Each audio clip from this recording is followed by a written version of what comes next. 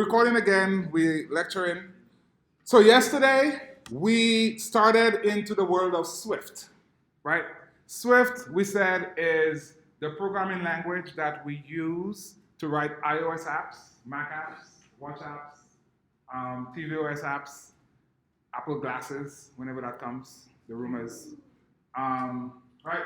So that's the language, right? We write code, it creates a user interface, it creates logic, and our apps get launched on the App Store, and we're happy, our customers are happy, so the language we use is Swift.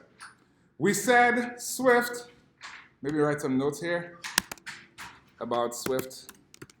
We just love Swift, right? Oh, a different way to do a comment, you could write a comment. So we saw one way to comment, 2 forward slashes, and the line of comments. And next way we could do a comment, multi-line comment, is one backslash, the asterisk, and now if you press enter, Xcode auto-completes the closing comment line. So this is a multi-line comment.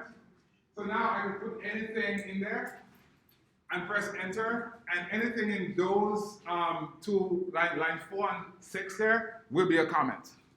And comments are not ran by the compiler. Yes?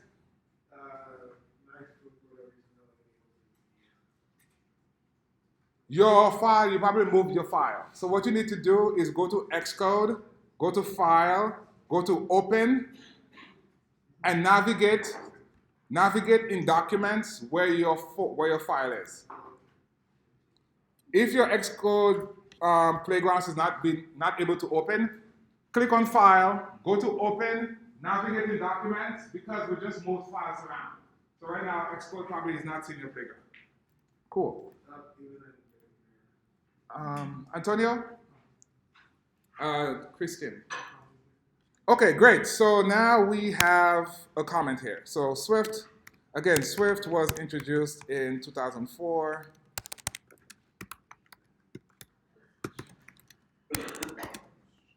Sorry, 2014.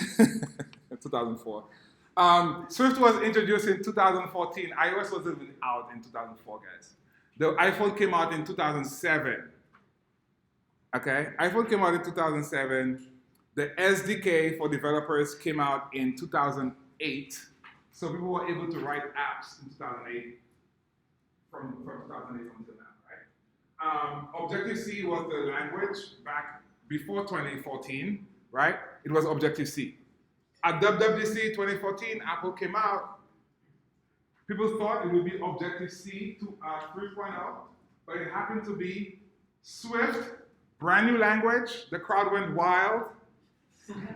Like, they really went wild. I went wild too. Like, it was just exciting, you know?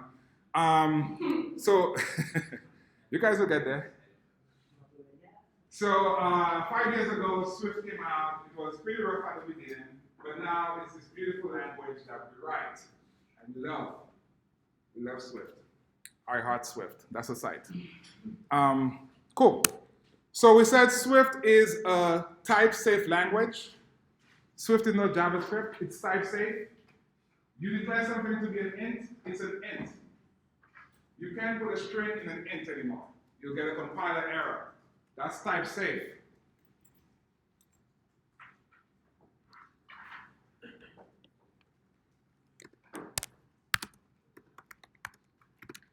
So Swift is type-safe. So type-safe means that the type of a variable is when it's declared as a change. Exactly. If we declare it, it could be mutated if it's a var, but you can't put a string in an integer variable. Yeah. Right, that's what it means. So Swift is a type-safe language, meaning you can't mix a declared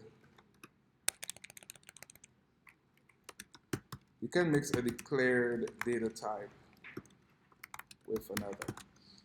Example if var name equal to Alex,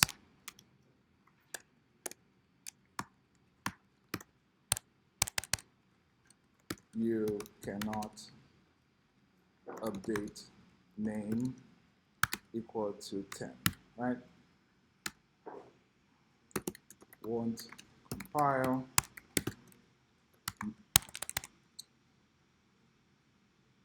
Type string is not an int.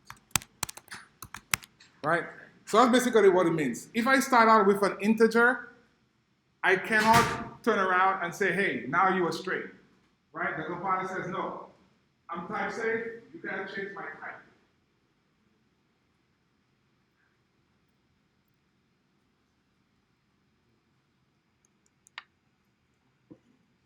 Okay?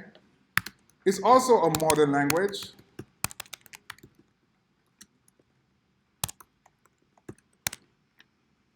Right? It's a modern language. It has functional programming capabilities. We'll get into later. It has optionals, which we'll get into later. There's a lot of constructs in Swift that makes it very fast and very modern.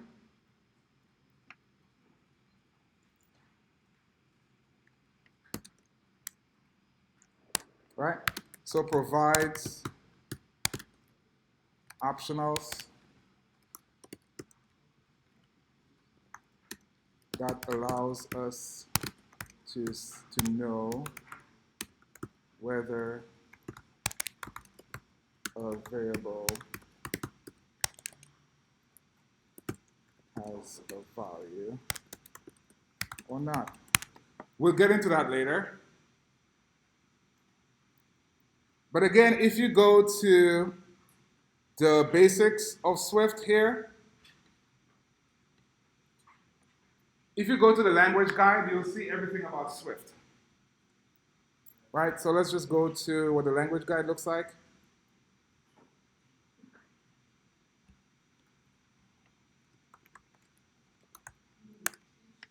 Not the cheat sheet, I'll share it with you right now. About Swift. Right, I will slug this out right now.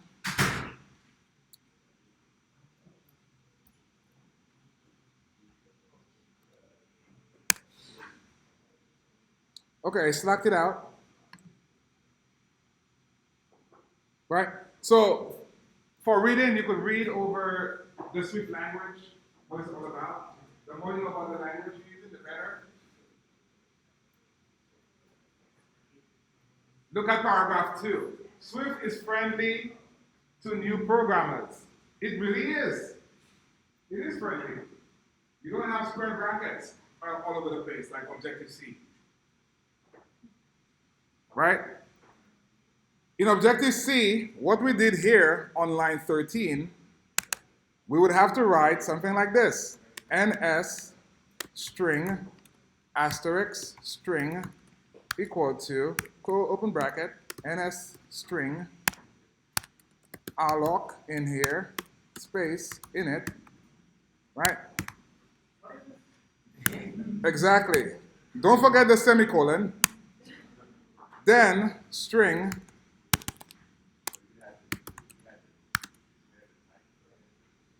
I'm sorry? Basically, you have to allocate, tell the computer, hey, I'm allocating memory, I'm initializing this thing, and then you can start using it. Right? So which one would you rather do now?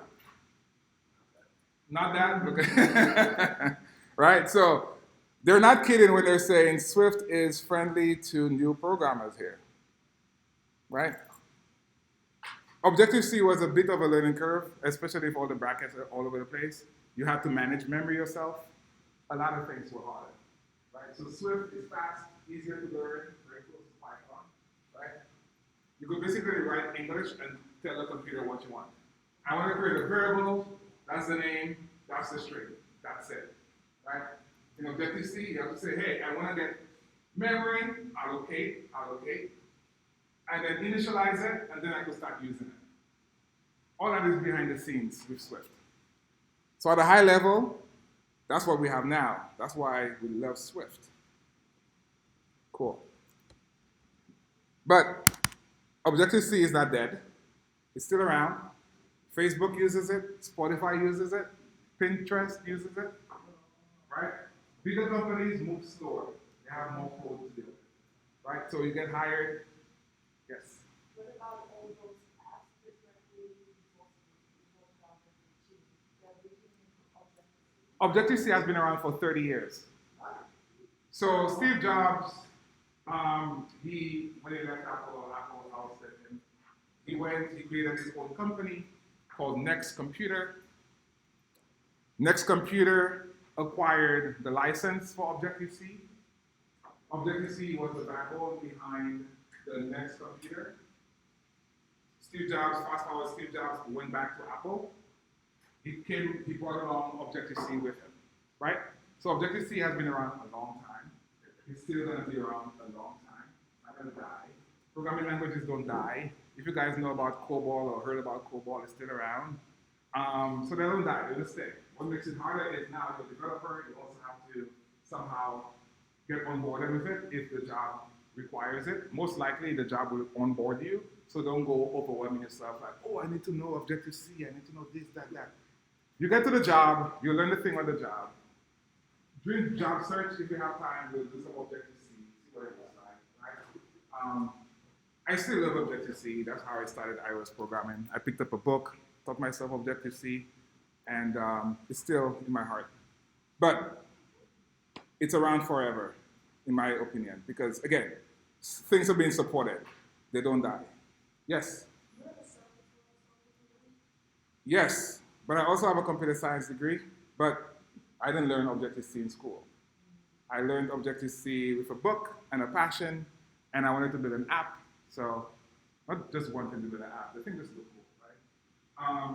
You, into programming or whatever, you get this idea like, hey, I can create an app without packaging it, without shipping it, without boxing it, right? Because before apps, right, you have to like package software, have a CD, right? You have a CD, you have to box it, floppy disk, right? Zip disk, right? All those things, right? But you in your basement, you have a computer. The hardest part of getting into iOS development for me was buying a Mac. The thing is expensive. How am I gonna get $2,500 to buy a Mac? I'm like, should I get a Mac Mini? You still need a screen, right? And the thing is not portable, right? So it took me a while. So I was like, reading, looking at videos, blah, blah, blah. YouTube wasn't like as hot as it was right now. I mean, there was no YouTube really yet. That with like all the videos and everything. But got the book, went through it. But what really infuses any passion is like, hey, I want to build this thing. I want to do that. I want to see what it looks like. That's what gets us excited, right? So the language is the language. You learn the language to make whatever product you want. Everybody with me? So that was Objective-C back in the day. And fast forward, I taught myself, and then it took me a while for me to get into like work authorization stuff and getting work papers.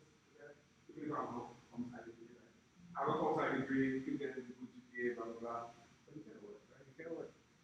So until when I was able to get the stuff, right, the authorization, I got a job. And what got me that job is the app, right? Went to the employer, he's like, hey, what do you have to show? What do you have to show? Why am I hiring you? So I showed him my code. We walked through the code. Oh, why did you do this? Why did you do that? Well, I did this because I wanted to have users be able to download the app, or not download the app, but rather download the data if they're away from a device. Like if I have iPhone A, I want to be able to have my data on iPhone B. I'm not using like any backend or anything, right? So what I did is I created like a zip file, so I had to figure out how to zip to an email, so I could use an iPad with all sorts of documents. It was a paid project. I was doing construction for a livelihood to pay my way to school. So I came up with this idea to create a paid app to basically keep colors in an inventory of like whatever. Like I did a project for Zara, and it was some off-white color with whatever code it was. So I stored that in the project. It wasn't on the App Store, so I created it, taught myself it, and taught myself core data, which is very complex. It got easier now, but it was very complex back in the day. But anyway, fast forward, that got me the job. So that's what I'm saying. Write down the ideas, As you learn more about coding and iOS development, start modeling your things out, like what you want to do. I want to create this awesome music app. I want to create this podcast app. I want to create this makeup app. Whatever it is, make it. It exists. Put your own twist on it. And I will tell you guys now, in the job search, it could be overwhelming. Your morale will go down. You're like, oh my God, when am I going to get the job? Keep building, keep being passionate. Go to the conferences, do everything that you need to do to stay engaged, right? Because you continue working, a job will come.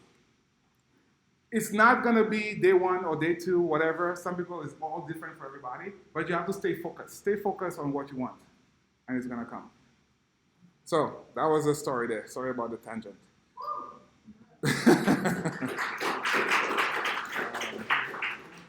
Okay, cool. So Swift is awesome. It's good to have context so that we appreciate the language, where it was, how it came about. That's how it came about. And that's why we have this one line on 13 says, var string, hello, playground, and I'm done. Great. So that is, where are we? So we have a comment here. This is a multi-line comment, by the way. So multi-line comment. And over here, this is a single line comment. So multi-line comment, let me fix that up so that's better. This is a multi-line comment. Great. So overview, we started with a variable. This here is a mutable. It's mutable, meaning it could change.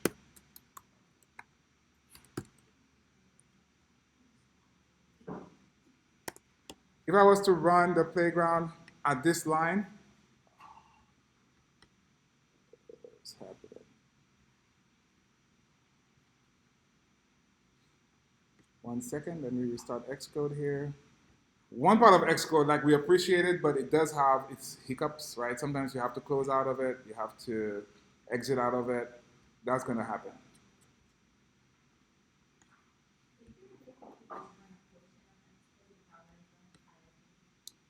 The portion of Xcode we're running right now is playgrounds, which should be a bit smaller and faster.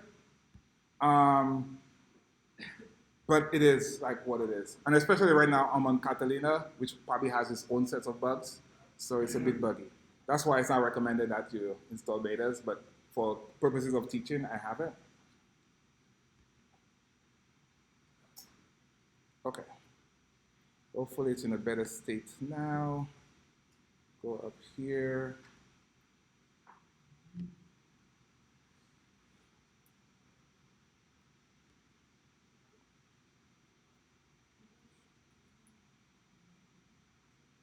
Yes, sir. Just curious, let's say you set up a variable with two lets and you make it the same thing, but you ran the code. Like, let's say you put a let in line 7. Okay. And then you put another line in line 11, and you ran the code from 1 to 8. It will the same. Let me, one second. Let me close that out and start a new playground. Sorry. So new playground, and I'll show you. I'll come back to you right now. Sorry.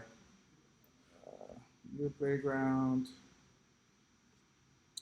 I don't care where it is. Yeah, exactly. So let's create a new playground and come to your example. Okay, so Christian, what were you saying? Go ahead. So let's say you let ABC equal cat. Okay. So now, what is that? Is that a mutable or immutable variable? Immutable. Okay. So go ahead. So now let's put.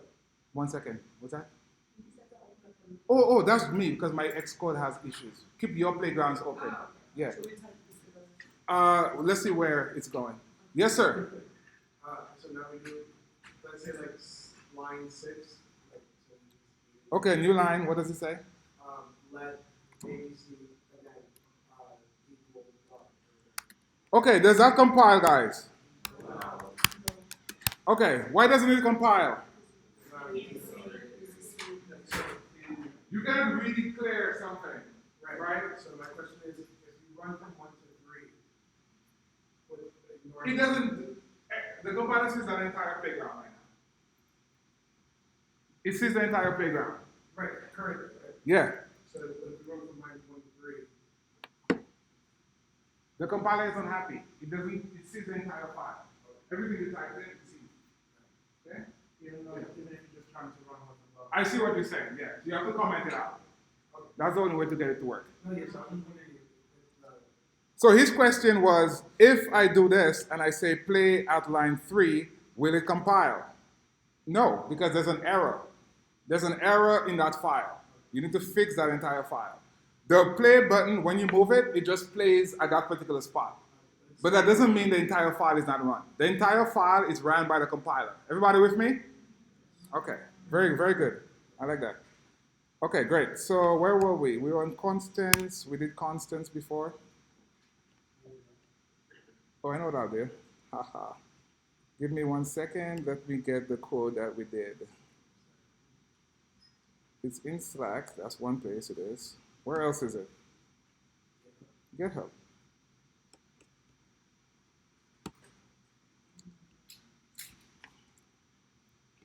It's in GitHub. So if I go to my projects, I go to unit 1.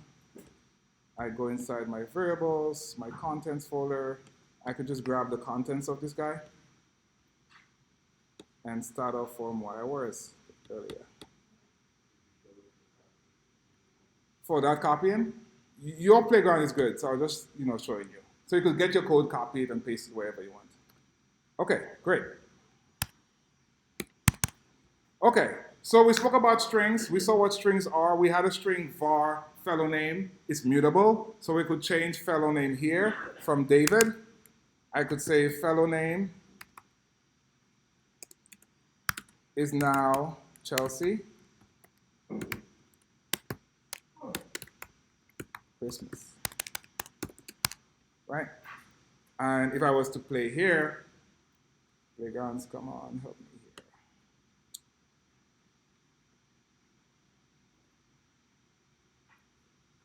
I might have to go to command line soon. If this continues to. Anybody else having playground issues? Everybody's good?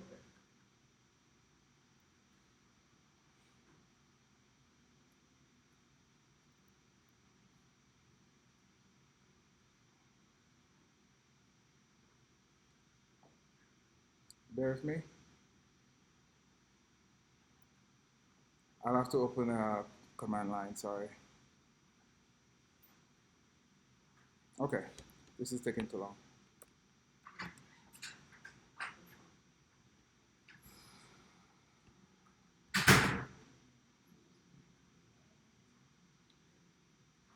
To confirm again, everybody playground is good. It's working. Perfect. Okay. It might be my Catalina is acting weird. Living on the edge. That's what I'm saying. So let us do something else. Don't do what I'm doing. I'm just going to do something else here to get us up to speed so we could code.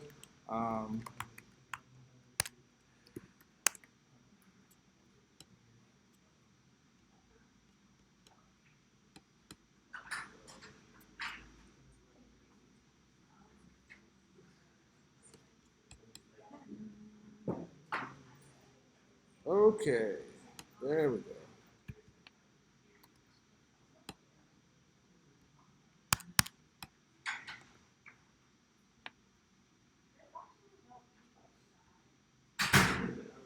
There's no what? Where am I? Oh, sorry. Yeah. Shout at me. There you go. Fix that up.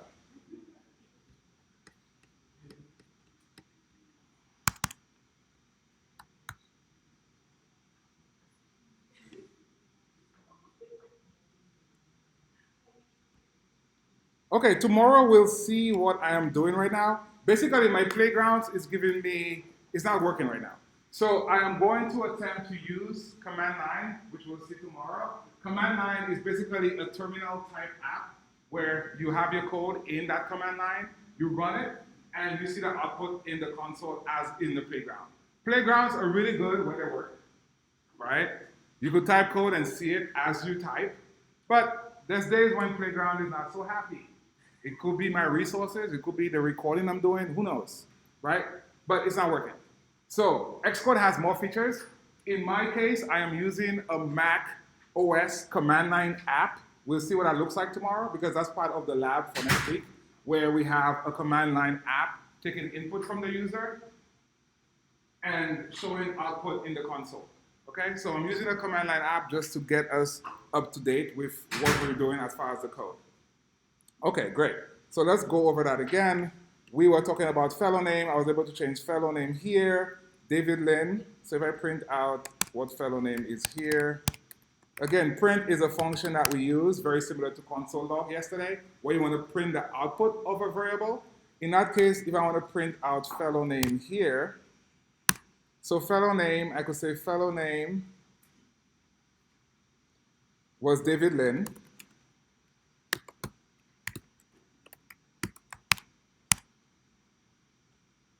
And I changed fellow name on line 25. Do we agree that we changed fellow name on line 25? Excellent. So I changed fellow name on line 25, and now at line 27, fellow name has changed to Christy Christmas. Okay, did I pronounce that correctly? Chelsea, sorry, Chelsea Christy. Okay, so Chelsea Christmas here on line 27. If I was to run this command line, in your case, you run your playgrounds, you should see the output on the right side, correct? In my case, if I scroll all the way up, I'll see first we had David Lynn in the console. Next, we have Chelsea, correct? So this fellow name variable now has changed. Everybody with me? This is valid. What's not valid is doing something like this. Fellow name equal to 34. If I run it,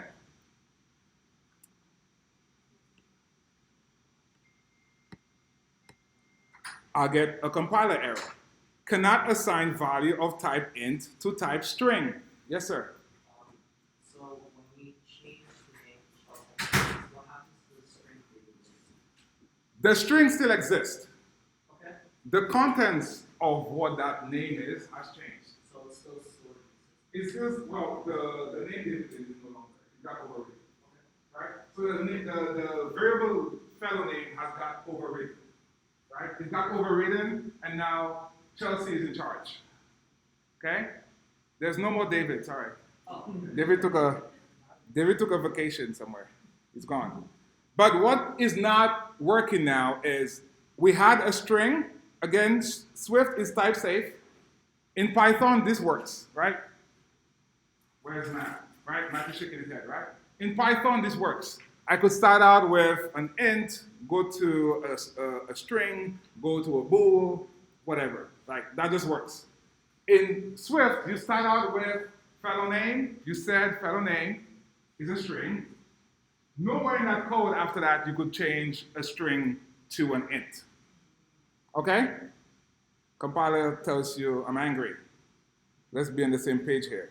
How can I fix this? Quotation marks, right? So now that 34 integer is no longer an integer. It's a string, correct? It's in quotes. It's a string now.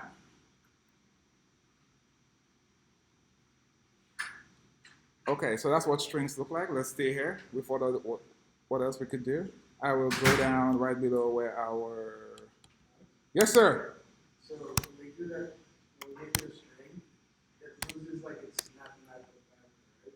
Like now you get to say fellow name plus another name, Oh, yeah. That's a good question. So if I say, I cannot do, your question is like, let new string equal to 34 plus 12, right? That's your question, right? So again, what happens here? Compiler says you're about to add two things together. The add here, you could use it. on objects. But the objects needs to be the same. Or in our case, the data type needs to be the same, right? If my 12 is a string, that works.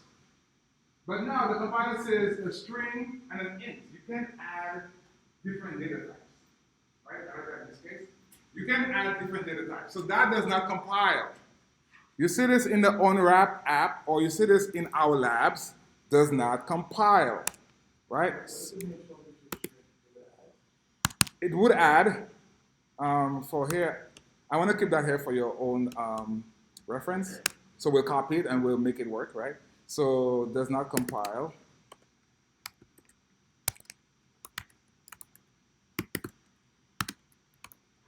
Cannot add different data types. Right? Just, you can't. They're different, you can't. Right? But going back to Christian, but we can do this. We could do new string equal to Alex Paul. We could do this, right? Let's just change this to full name, right? We could add two strings together at the same time, right? This is called concatenation. When you add things together, it's called you concatenating it, right? So you see this in some interview or whatever, concatenation, right? So concatenation, adding together. So now I've combined my first name and my last name. What do you think the result of full name will be? Alex space Paul, right? So let's go ahead and print that.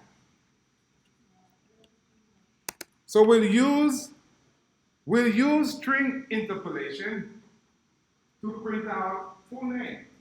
Anybody remember what string interpolation is? It's in there somewhere, in that document.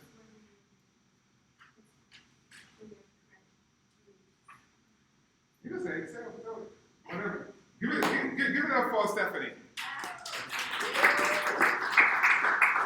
Yeah, go ahead. It's when you. It's when you have an issue with, I mean, you have to carry a variable and then you have to variable there.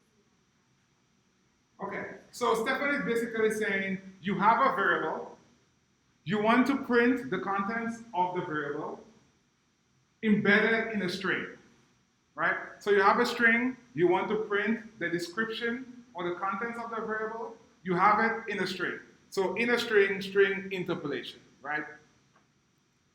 What does it look like? Again, using string interpolation, we are printing full name, full name's description. I'll put description there because that's really what it does.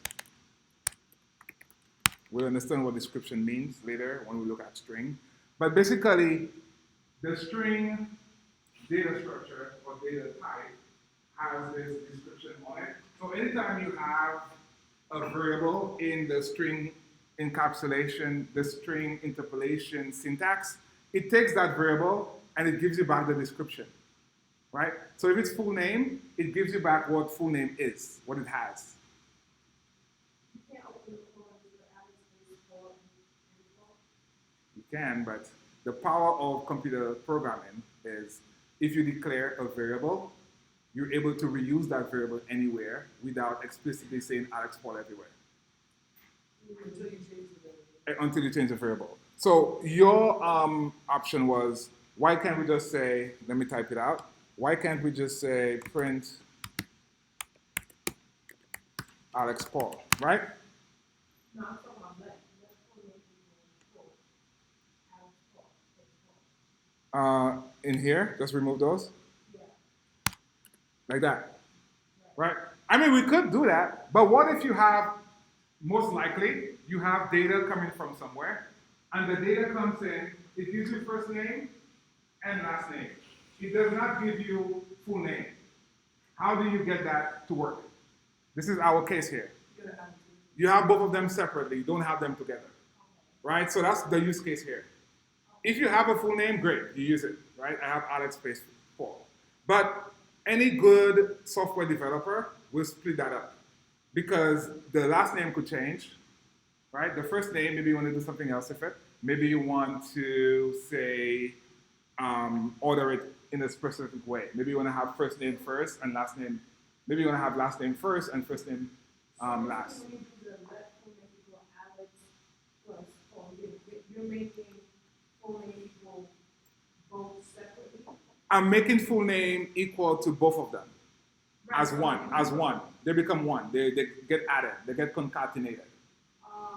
Right? So they get added. So now what you have, get in the habit of putting comments for what the output looks like.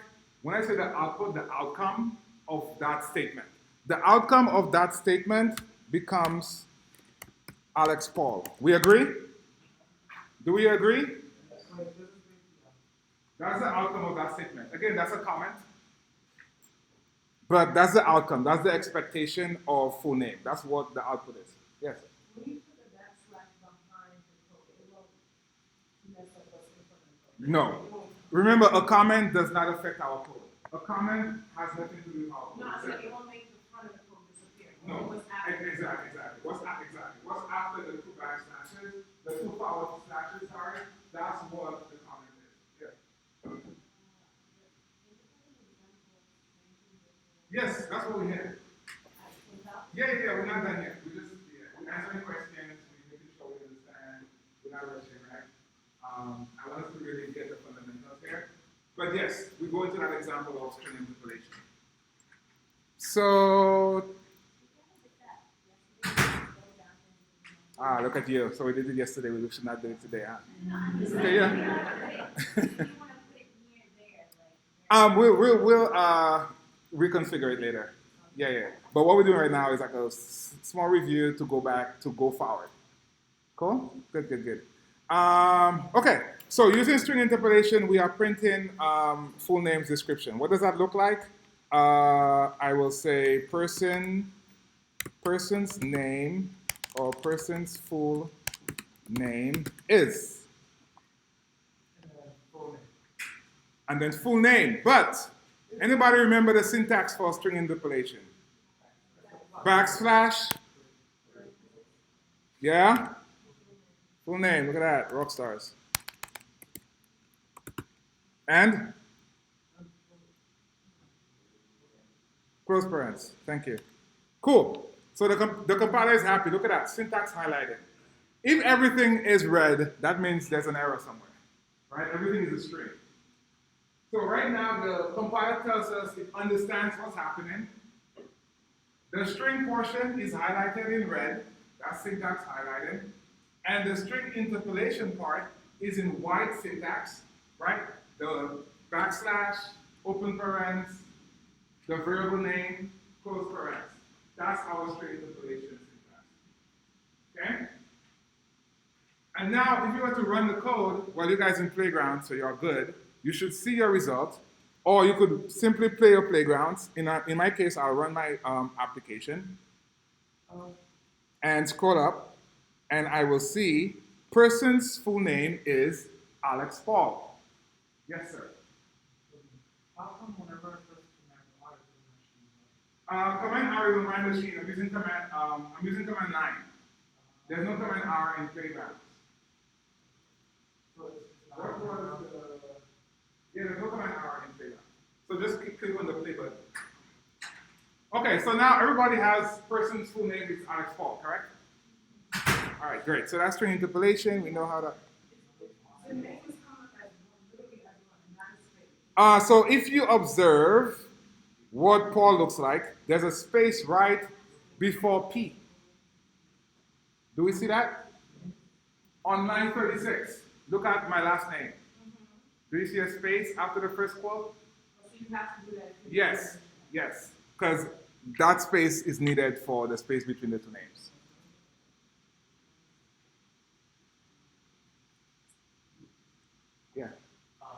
would we be string interpolation if we wanted to put the variable before the string? You mean like full name? Yeah, full name and then like some other string that were Let me see if I understand that. So in other case, you want to add more things to full name? We could add more to full name. No. I mean, like, let's say. Go ahead, walk me through it. Let's say I wanted it to print full name and then afterwards string saying it. Oh. So like basically just reword the thing. Yeah. We could do that. So we could have string interpolation anywhere we want.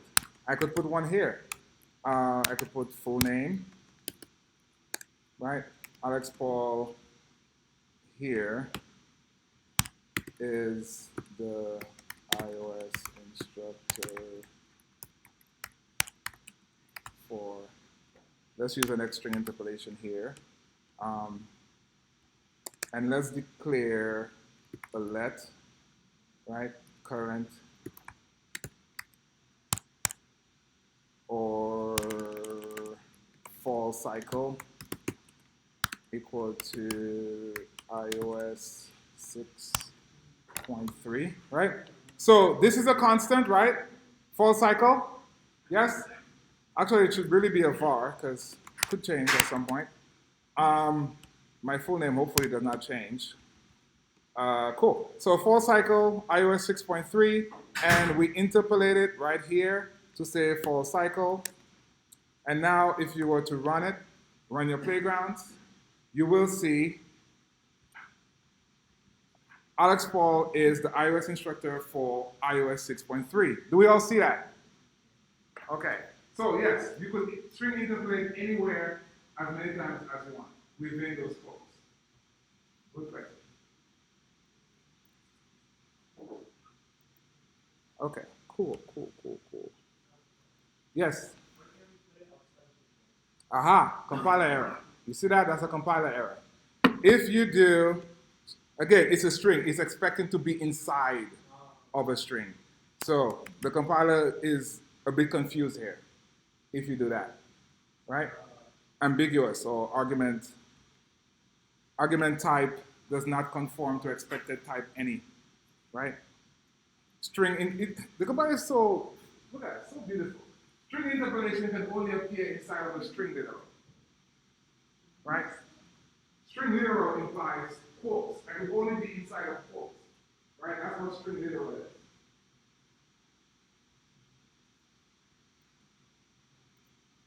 It's not like JavaScript, like, what went wrong? I have no idea. Because JavaScript, there's no compiler, right? There's an interpreter. Swift, we have a compiler. This is a compiler, gives you beautiful errors. So before you come to Antonio, you read the message. You're like, oh, it should be inside of the string. I got it, right? So get in the habit of reading the error message before you come to us, right? Did I say hand? Yes. Can you add full name to the string with the string interpolation? So take the full name out of the, Take the full name out. then add it in So add full name. full name plus, Full name plus this string, right? That is a string in itself. So string can be added to string, right? So that's why. Very good. So now we have a string, we added it to a string.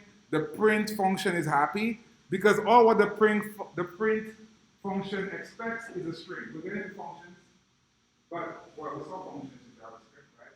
But a function takes in an argument. The one argument the print function takes is a string. It doesn't matter how you do that string, I just want the string. In that case, it's a valid string. We concatenated a string, print is happy. Everybody with me? Okay. Thank you, Mr. Wan. That's a nice example.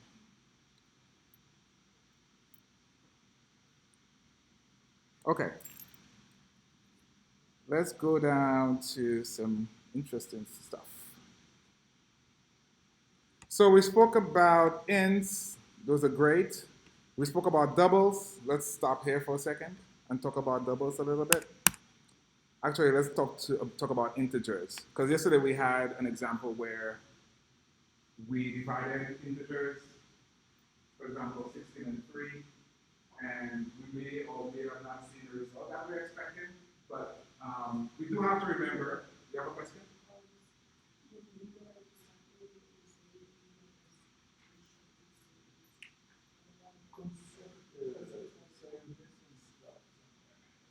So you have a comment here, you have this here. You are missing a parent right here. So start really looking at every individual character as you debug it, right? It's called debugging. When you try to fix errors, that's called debugging. So as you debug your code, really keep an eye on how it should be. Like, what's the syntax? What's the correct syntax for string interpolation?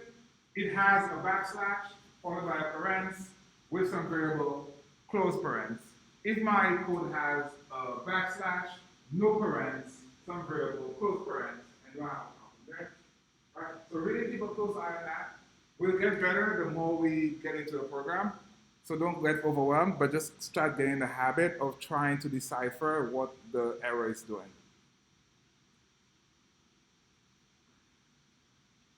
Okay. So yesterday we spoke about division a little bit. If I have 16 divided by 3, and I want to divide that up, 3 goes into 16 5 times.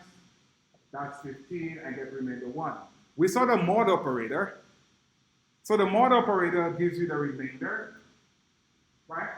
But if you're only doing division, you get the result. In that case, you get 5, right? You don't get any decimals being carried from integers. The decimals are what's called truncated. They're getting rid of, right? Integer division truncates the decimal points. So you only get back 5. I'll make an example right here. Truncate basically gets rid of. Yeah. So truncate means to eliminate. I can put it here. So truncates, well, let me, integer division. Multiplication also, yeah. Anything to do with integers, whole numbers, any part of a decimal is gone. If you're expecting a decimal, make that data type a double, right? If you want to keep your decimals, you want to make that data type a double. So in that case here, integer division truncates decimals, right? Removes them. Okay, what does that look like? We did an example here. So I will say let integer division equal to, we had 16, and we said divided by 3. And if we run that code here, print integer division, well, let's use more string interpolation. So integer division is string interpolation here, integer division, okay? Run that code, and I get integer division is 5. Do we all see that? Right? It's not 5 point anything, it's just 5. If I want to keep the 5, let's see what an example looks like. I will copy that line and I'll take it down to our double section. So I'll copy those 3 lines. I'll copy line 67 to 69, and I will go down to our double section here. I'll paste it in, and I will say floating point division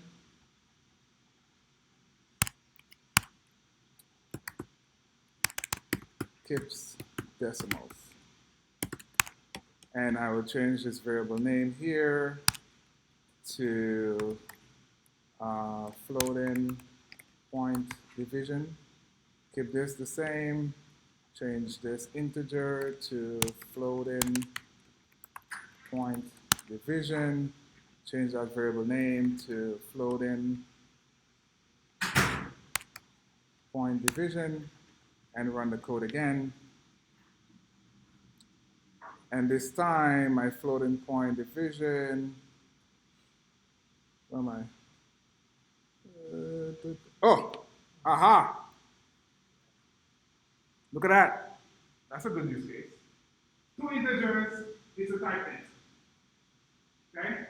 Two integers, the computer sees two integers, it does an integer division. Okay? I like that happened that way it did. So what we need to do now is say 16.0 and 3.0 and run the code again. Go back to floating point division, and now we have 5.333333. Do we see that? Why do you name it floating? Was this that? Well, that's a variable name. You want to name your variables, thank you, Tiff. You want to name your variables as accurate as possible as far as like somebody sees it. They're like, oh, floating point division, maybe you're doing a division, right? Naming it Java and before. But naming a variable I, J, right, is not ideal, right? You want to name it something that makes sense to that statement. In that statement, we're making a floating point division. We just call it floating point division, right? But what happened earlier? We had two ints. Two ints gives you back an int. The compiler infers it's an integer division. You need to explicitly make one of those floating type, and then you get a float back, or a double back, sorry. Everybody with me? Okay. So here we get the outcome we want. We get 5.33333, and we are good. We are happy. So, if you want to do integer division, meaning you don't care about the decimals, great. Int, perfect. If you want to keep those decimals, those pennies for the customer, right, which you should. So imagine you're creating a bank app. You don't have integer division, right? Customers are going to be unhappy. And then he's going to be like, hey, what's happening here? I thought they were interested in that $20. Right? So you want to keep every penny for many, keep her happy? So you want to use floating points. You want to use doubles. So think about your data types. I'm modeling a, yes? If I were to annotate floating point division to be double, but it didn't have 0 at the end of each of them. So what Greg, right? So what Greg is saying, if we were to do, so explicitly tell the compiler your intention, remove the two zeros. Right now, the compiler is forced to do what you want, right? In that case here, you are now getting the outcome that you want because you are using type annotation. Thank you, Greg. Option 2, right? So interviews always ask, okay, you could do it this way, but what's the other way, right? So we've seen two options, two ways to do it. One is to use type annotation. I'll copy this and comment it out. So I'll copy this here, and I will go back to this case, and I will paste this in here, okay? And I'll say over here, also valid to keep decimal points. Okay? So that's division. Yeah. We explicitly said the operation should be a double using type annotation. Yesterday was some character where we needed to explicitly say character. This is one of the use cases. If you want to keep the decimals, you have to explicitly say it's a double, or the compiler is going to do integer. I put a comment and I said also valid to keep decimal points. Okay, so that is division. No, not. Okay, next thing to be careful of, we're still in arithmetic land. Arithmetic is it's the heart of programming, right? Ones and zeros. Okay, so be careful with, I will actually make a heading here, because this is very important. Doesn't really matter. We'll put it right here. I'll put it below where we have our integer. So I'll say division by 0. Can we divide by 0? Right? So be careful there. Right? If your denominator is 0, your app will crash. So whatever you're doing as far as going forward, be careful with zeros. For example, if we have 89 divided by 0, division by 0, right? Not allowed, right? So if you have some expectation, you could divide it if your denominator is 0, and if you could go ahead and do that operation. Tomorrow we'll see control flow. We'll talk about control flow tomorrow, where we can do if-else statements, like if this, do that, right? Control flow. We've seen it in JavaScript, but we're also very similar to JavaScript, by the way, the if-else in Swift. So that's going to help there with what you've done. Okay, so that's not legal, right? That does not compile.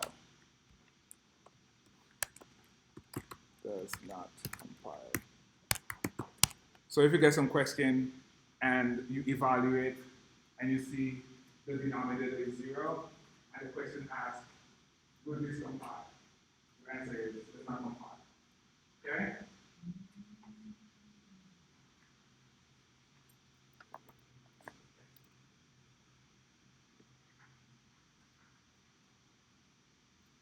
Okay. Let's go down to double here.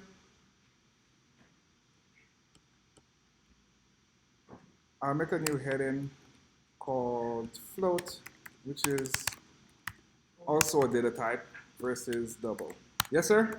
I was gonna say, should we go to that double with 62? That's where I'm coming right now. That's where I'm coming right now. Thank you, thank you, thank you. We want to know the differences between floats and doubles a little bit.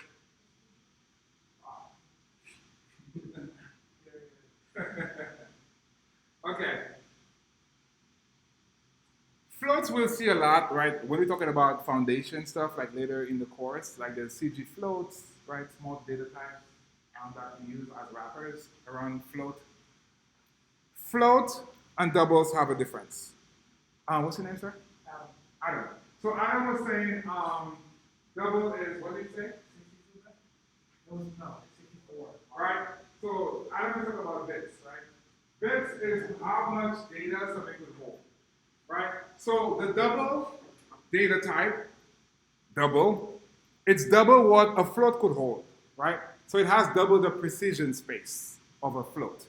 So say, for example, which is factual.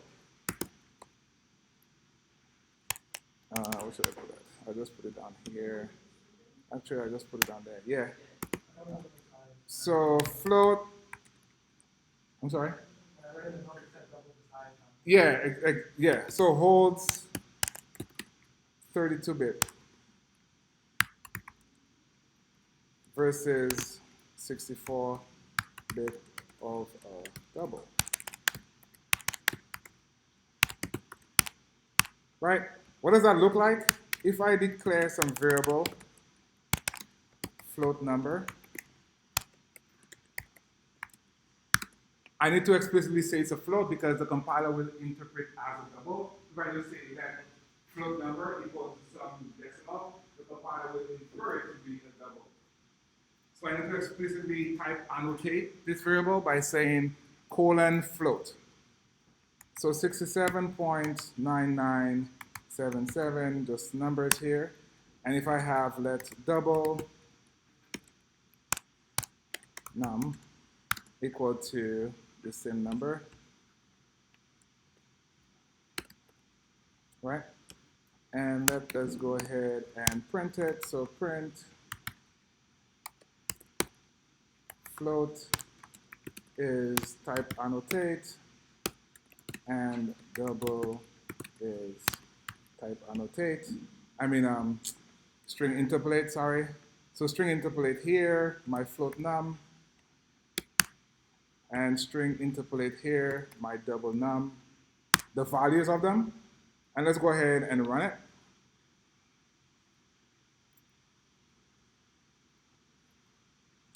So can we see my highlighted line here? What happened to the rest of my money? The rest of my money is gone if I'm using a float. Do you see that? Everybody? I don't like that bank. I'm gonna leave that bank. Thieves. Right? So again, go to double. Holds more. Float less. That's it. Okay, that's all we need to know. Everybody with me? Okay. While we're on this topic of float versus double, let's go ahead and account balance equal to float num plus double num. Will that compile? No. Why? Right? I said it. Anybody else? Why doesn't it compile? I mean, go read the error. Maybe. Why doesn't it compile? What do we know about Swift? Type safe, right? What do we know about adding types together? We can add different types together, right? We have a float and we're trying to add it to a double. I mean, yes, they're both decimals, but they're different types. Okay? Everybody with me? Okay, I will comment this out and I'll show you guys how to fix it if you want it to work this way. So comment this out and does not compile.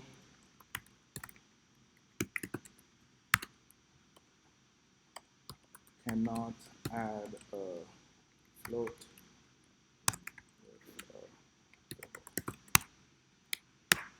Okay? But I want it to work. I want it to work. I want it to work. So in Swift, Java, C, Swift, you could always cast something, right? You could cast and you convert something. You could attempt to convert a data type. You could attempt to convert now that float to a double to have them add together. This is called casting or converting a data type to a next data type. We'll see in a string, if you have string 32, you could convert that string 32 to a regular int 32 by casting it. But here, to get this to work, we need to cast it to a type double. How do we do that? What does the syntax look like? Well, in that case, you can't annotate exactly because you have two different data types. So you need to explicitly use two parents. And in those parents, say the data type you want to convert to. So we have our float. We want to convert it to a double.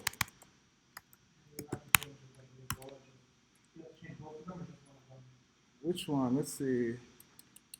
Double. Which one is wrong here? Expected cannot be applied to float and double.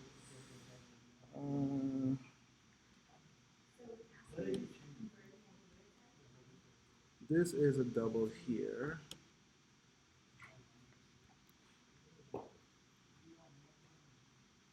This is a double here. What is happening? Binary operator can be applied to type float and double. This is a float. This is a double. Does it want me to explicitly? I have.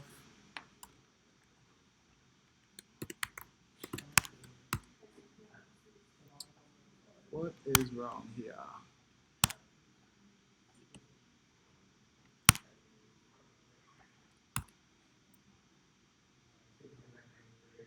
I have my double here, double.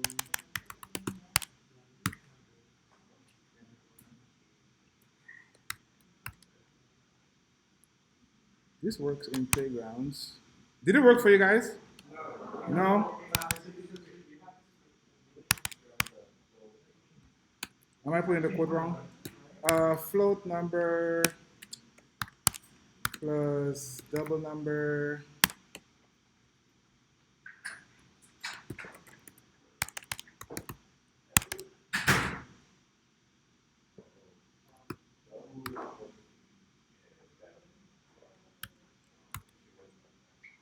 That's a weird edge case. I'm bubbling. I thought that's what we had. Oh, okay. Brain fart. Anyway, this isn't gonna happen by the way.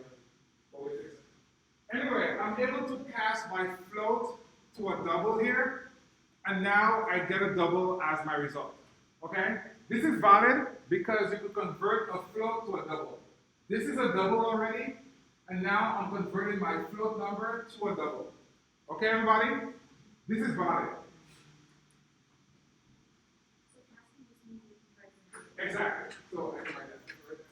So converting a data type to another data type. Is that accurate or I'm sorry? converting a data type to another data type? Is that what casting is? Yeah, that's what casting is. So converting here we are casting or converting a float to a double. Boom. Okay? I'm not going to show a string because we haven't seen optionals. We'll see optionals, but I'm not going to show a string yet. But our case where we had our 32 being a string, we could convert that as well to an integer. Okay, everybody? I think we'll start saying that next week. But if we try to do it now, it gets off topic because we have to see optionals. Because, yes, I could be an int, but what if I'm not an int? That's where optionals are a beautiful thing. Again, Swift is beautiful. If I attempt to take a 32 string, convert it to an integer, great, it works. What if I just have hello as the string? This is not valid, correct? As an integer. So we'll see what that looks like with optionals. Just like a preview of what optionals gives us in Swift. I'm sorry? Oh, sorry. You guys have playgrounds, you could see it already probably. Okay, so let's do that. So account balance is now account balance, and it just adds the two of them together in that case. And what do we have here? Account balance is 135, right? So I double my money. Bye, right?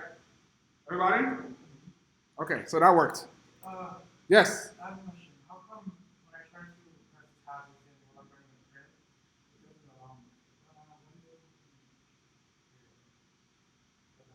Oh, Mr. Adam, he wants tab to also be in Xcode, where you autocomplete. No. But the works when I write just full name, I have to click tab twice. Yeah. Only in print doesn't work. Only in print doesn't work. Yeah, it's not gonna work in print. Sorry. It's gonna come at some point. Okay. We're doing good. Any questions before we continue? Yes.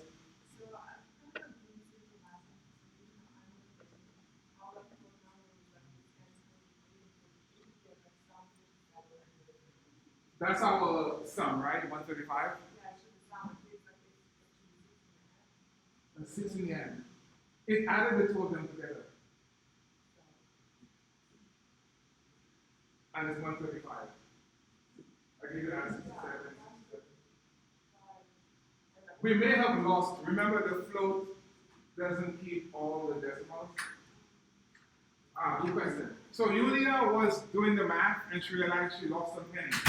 You lost some pennies because one of our data types is a float. So it didn't keep all the pennies that we have on screen. Right? So in actuality, what we're adding up are those two values. Those are the two values we're adding up. Do you see that? Because the float that we have, we declared, it lost some of the decimal places. Some of the decimals. Do you see that? Oh no. There you go. Okay, let me clear the console and show you what I mean. So if we, actually I don't have to clear the console, I need the values in the console. I will attempt to do this here. So what you're looking at Actually, we could add right up in Spotlight. So if you take, where's our values? So those two values here, Yule is trying to add them up. If I go to Spotlight here, that's the same answer, right? Do you see it? You guys could do calculations directly. If you do command space, you could do calculations in there really quickly. So it's the same, right? It's not 98, 155, 27. Again, it's rounded off, right? It's rounded off. That's part of, I'm going to show you that tomorrow, where different calculations of decimals are different precisions based on the algorithm or whatever you use. Okay? That's why we cannot directly compare two float numbers. Okay? Because of this. Right? One of them rounded it off somewhere, like 98, 155, over here. We start losing it. Right? That's why you can compare it. Yes? Yes. Yes, there's also a decimal limit there. There's a double max. We'll look at that maybe next week. Like, what's the maximum value of it? Anybody else? Okay, great. You should.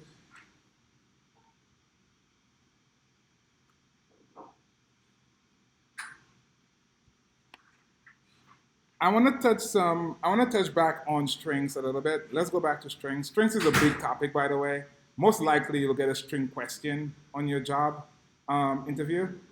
So let's go back to strings here. Strings. Okay, go back to your string section and go to the very bottom. I don't think we've done string comparison, but let's see what a string comparison looks like. For example, if I have previous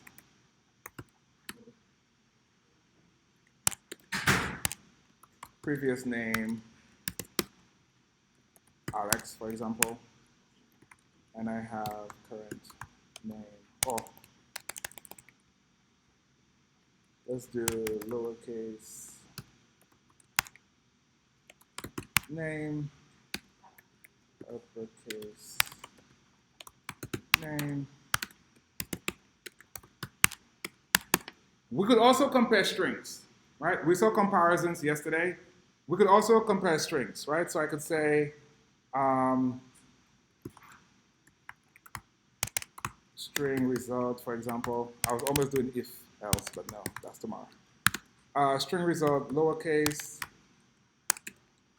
equal to uppercase.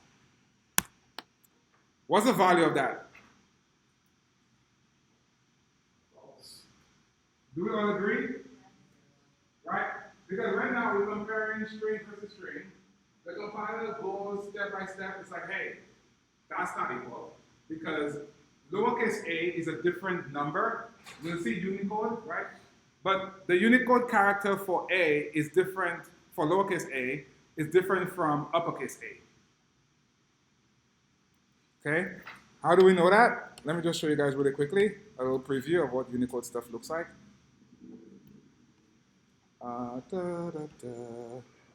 Unicode for a.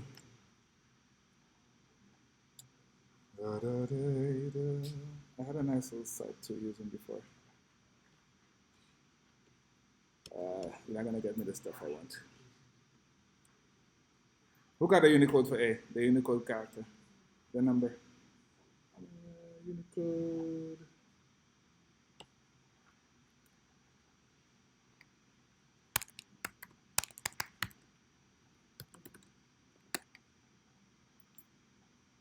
Okay, so those are the numbers here. So it's 06, we'll get into it next week, but basically those are different. So the computer sees Unicode when you have your characters, your strings, whatever. It looks up that Unicode for that character and it makes a comparison. Is 61 equal to 41? No, it's not, right? So that's how it goes and it compares. So those are not equal. That's A is not equal to A, so forget it, I'm false. I'm done. I'm not looking at anything else. If we were to, yeah, that's enough, right? That's good here. Our next comparison we could do is, we could also compare it Alphabetical order, for example, lowercase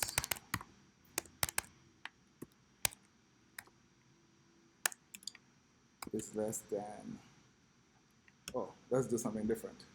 So let's see, Kelby.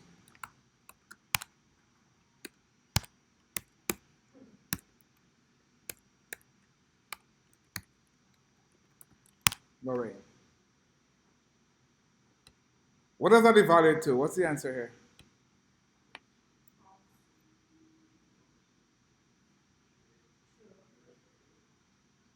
Which one comes first? Right? So let's use string interpolation to see the result of that. You guys have playgrounds, you probably have the result already. So print, which, what's that? Yeah, alphabetic. Am I alphabetical? Cool, thank you. I'm keeping an eye on you.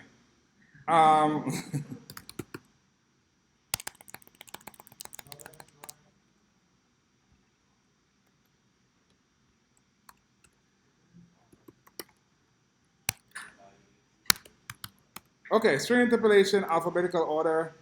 Run it and let's see what's happening, and we'll swap it out and see what we're working with. So alphabetical order here, right? So indeed, K comes before L, right? You have your phone, your contacts, you want to sort something by whatever name. This is how it works, right? Let's go.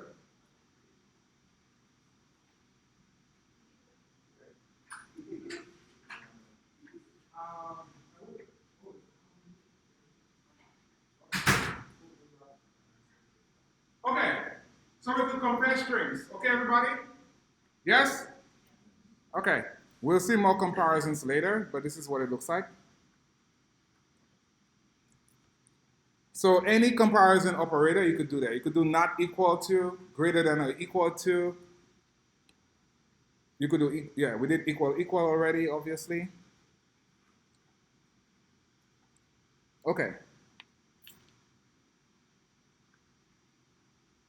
Great. I think I'll stop here. Because tomorrow we'll see like control flow. I don't want to get into the differences between floating, precision, and stuff like that. Any other questions before we wrap up this lecture? Hello? Any other questions? Cool. We have enough practice with the labs. And please, if you have, at this point, if you have an iPhone or not, you have access to the Hacking with Swift questions too. The more questions we do, the better. So we have the labs to practice with. We have the midday check-in to practice with. We have the Unwrap app to practice with. And we have our own selves to practice with.